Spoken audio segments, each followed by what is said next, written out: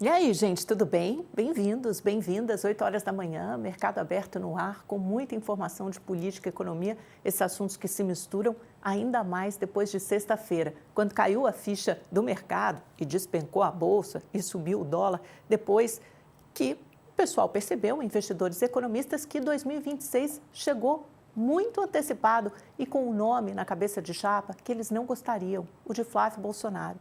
2026, que era para acontecer só a partir do ano que vem, talvez março, abril, com a desincompatibilização dos governadores de direita, os reais candidatos à presidência da República, pelo menos aos olhos do mercado, quem eles gostariam de ver encabeçando essa centro-direita nas urnas, não será preenchida, pelo menos por hora, por nenhum desses nomes, mas sim pelo filho do presidente da República, que se autodenominou candidato com a bênção e com a anuência do pai, aliás, a quem ele visita daqui a pouco, às 9, 9h30, e deve conceder uma coletiva de imprensa na saída da Superintendência da Polícia Federal. Ontem, a bolsa, melhor dizendo, o índice Bovespa, né, principal índice acionário do Brasil, se recuperou, mas só um pouquinho, tinha despencado mais de 4% na sexta, ontem ganhou 0,5%, é quase irrisório, com um volume substancial, mais de 26 bilhões de reais de volume financeiro, mas ainda assim também muito abaixo do que foi observado na sexta-feira, mais de 44 bilhões de reais, o dobro de um dia normal. O dólar também se recuperou, melhor, caiu um pouquinho, o real se recuperou, né? A nossa moeda, o nosso câmbio se recuperou, mas também de forma bastante marginal. Volatilidade, turbulência na veia e no horizonte do mercado. Vamos começar com a Folha de São Paulo, gente, porque tem uma entrevista aqui com o Flávio Bolsonaro, uma entrevista exclusiva. As primeiras aspas saíram ainda ontem na Folha e é lógico que o UOL repercutiu, mas hoje está íntegra para vocês na versão impressa do jornal, então recomendo que leiam, porque diz bastante coisa. A primeira pergunta, óbvio, dos repórteres que assinam a matéria foi: o senhor colocou em dúvida a sua candidatura, afinal de contas, ela veio para ficar, é irreversível ou tem um preço? E o senador foi muito taxativo, é irreversível, minha candidatura não está à venda, sendo que quem pôs a candidatura no balcão de negócios foi o próprio Flávio no domingo. A condição para isso, continua ele, é o presidente Bolsonaro livre e nas urnas. A única possibilidade de eu não ser candidato é o candidato ser Messias Bolsonaro. A gente sabe que isso não vai acontecer, então, portanto, não tem preço. Aí, voltando ali para a segunda pergunta, né, a reação ou comentário, né, das repórteres que assinam a entrevista, Thaís Oliveira, Carolina Linhares, a reação da classe política foi de ceticismo, né? Apontaram, retrucaram as repórteres. E ele diz: quem está na linha de apostar que seria um balão de ensaio são aqueles que, na verdade, não estavam esperando uma decisão de Bolsonaro, estavam aguardando que a decisão fosse uma. Como foi outra, agora tentam arrumar uma desculpa para não seguirem a orientação, mas não tem volta e é irreversível. E aí elas perguntaram: mas por que agora, né? Que é o time. Muita gente se questionou sobre forma e sobre time. E ele disse o seguinte: tem que ter alguma espécie de alinhamento, de centralização, pelo menos nos discursos e decisões. Acho que tem que ser agora, porque isso vai dar um freio de arrumação. Veja, essa expressão é muito importante. Ele fala freio de arrumação. Por quê? Porque a liderança da direita estava sendo disputada pelos partidos do Centrão, que já queriam colocar Tarcísio de Freitas como candidato, principalmente o governador de São Paulo. E aí, quando a família Bolsonaro disse: opa, peraí, com a prisão de Bolsonaro, vamos tomar domínio, né? Exerceu o protagonismo. Nós somos os líderes da direita. E quando ele coloca a candidatura do filho, na verdade, ele está marcando um território. Ele está falando: essa direita é meu território, quem vai definir essa candidatura? Se vocês estão muito assanhadinhos, botando as asinhas de fora, antes do tempo, antes de eu determinar, o Jair Bolsonaro pensando, falando quem será o candidato, então deixa eu colocar alguém da minha família. Porque o que a família vive, na verdade, é um dilema, que é o seguinte: ou vamos manter um controle da direita e, com isso, arriscar, inclusive, perder as eleições de 2026 com o nome, pelo menos por hora, menos competitivo, como o de Flávio Bolsonaro, que encara uma rejeição muito mais alta, segundo todas as pesquisas mostram. Então, corremos o risco de sermos derrotados, mas vamos manter vivo o movimento e a chama do bolsonarismo ou não, ou vamos passar todo esse espólio eleitoral de mão beijada para uma outra pessoa, Tarcísio de Freitas, e criar talvez um outro movimento, tarcisismo. E aí, nos próximos 4 anos, de duas uma: ou ele será eleito presidente da República e, se for derrotado, ficará na oposição, mas como principal nome da direita e da oposição. Então, essa é a conta, esse é o dilema. Nada fácil que encara a família Bolsonaro. E Tarcísio, esse outro personagem, vocês devem estar se perguntando: também está na Folha de São Paulo, na edição de hoje. Ele demorou a falar.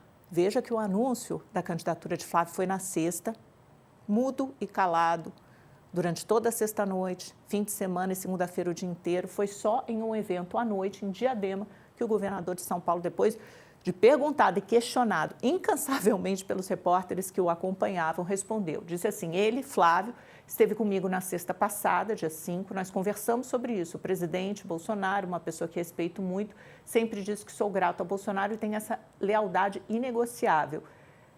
Ele disse, o Flávio, da escolha dele, e é isso, né? O Flávio vai contar com a gente, tem uma responsabilidade a partir de agora que se junta a outros grandes nomes da oposição que já colocaram seus nomes à disposição, como Zema, Caiado e Ratinho Júnior.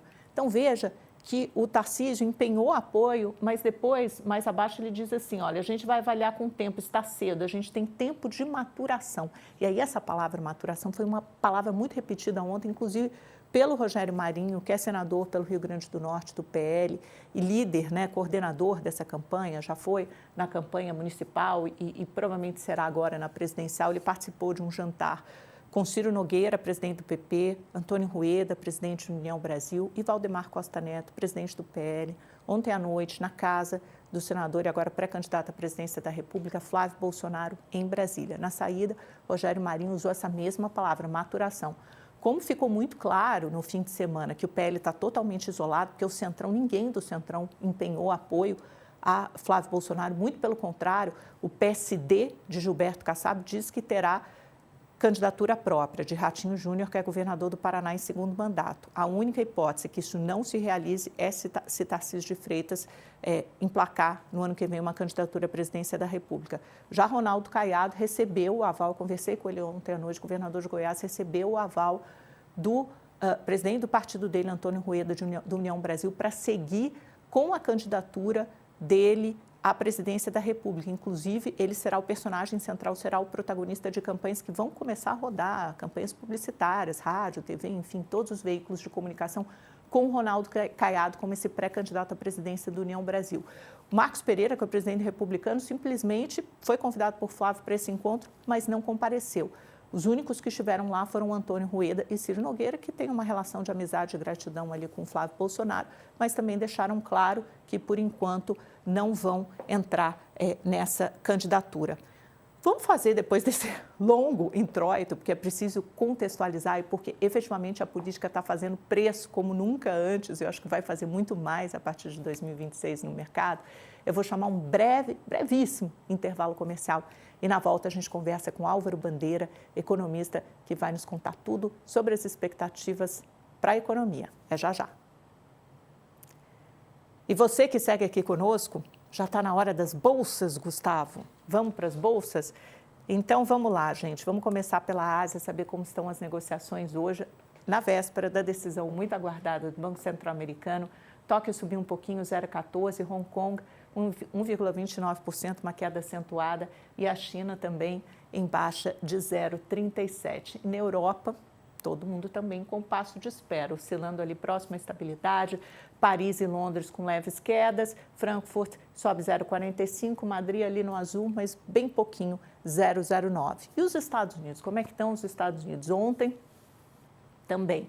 Aí todo mundo aguardando só como será essa decisão do FED. A expectativa majoritária do mercado é para uma redução de juros, que seria a terceira reunião seguida, essa é a última do ano, de redução dos juros americanos, mas a questão é que deve haver uma divisão, como não se vê há muito tempo entre os dirigentes, entre os diretores do FED. É possível que 3 até 4 dirigentes votem contra essa redução de juros, porque a inflação ainda está muito alta, ela está rodando próxima aos 3%, sendo que a meta do Banco Centro-Americano é de 2%. Mas como o FED tem um duplo mandato, tem que olhar também para o pleno emprego, o emprego é que dá sinais mais claros de fragilidade, de vulnerabilidade, com menos abertura de novas vagas de trabalho, um desemprego um pouquinho maior, aí sim o FED prefere, nesse duplo mandato, olhar principalmente para o emprego. E, finalmente, o índice Bovespa, que ensaiou uma recuperação muito tímida ontem, olha só conseguiu subir 0,52%. A gente chegou a ver na sexta-feira o índice Bovespa, na máxima histórica intraday, nos 165 mil pontos. Olha essa pontuação aqui embaixo, 158.187 pontos. Isso quer dizer que a Bolsa Brasileira não teve força nem para resgatar, para recuperar os 160 mil pontos. Esse é o tamanho da desconfiança do pé atrás dos investidores que olham para a candidatura do Flávio como menos competitiva e com maior rejeição.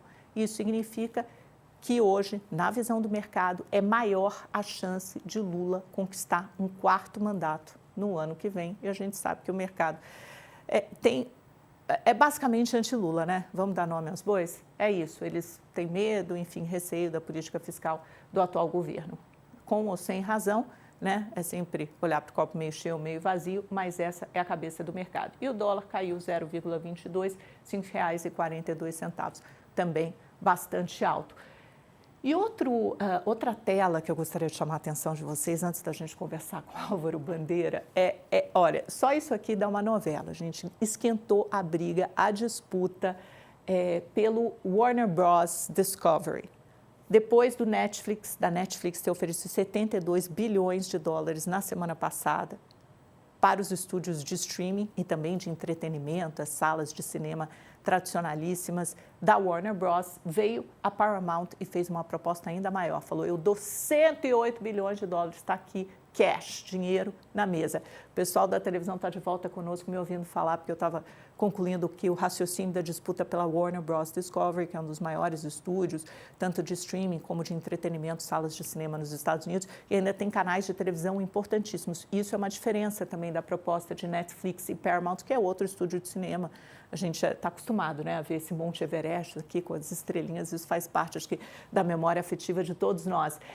E aí a Paramount quer também comprar os estúdios de televisão, né? Tem TNT, tem CNN, algumas emissoras super tradicionais. Foi o que a Paramount ofereceu diretamente aos acionistas e ainda terá aporte aí de capital de fundos árabes, de Abu Dhabi, Dubai, etc., e também do Jared Kushner, né, de fundos geridos e uma orquestração, uma articulação liderada por ninguém mais, ninguém menos que o Jared Kushner, que é casado com a Ivanka Trump, né, a filha de Donald Trump. Então, está aí o genro do presidente da República americano também por esse negócio. Vamos ver como os próximos capítulos vão aí se desdobrar.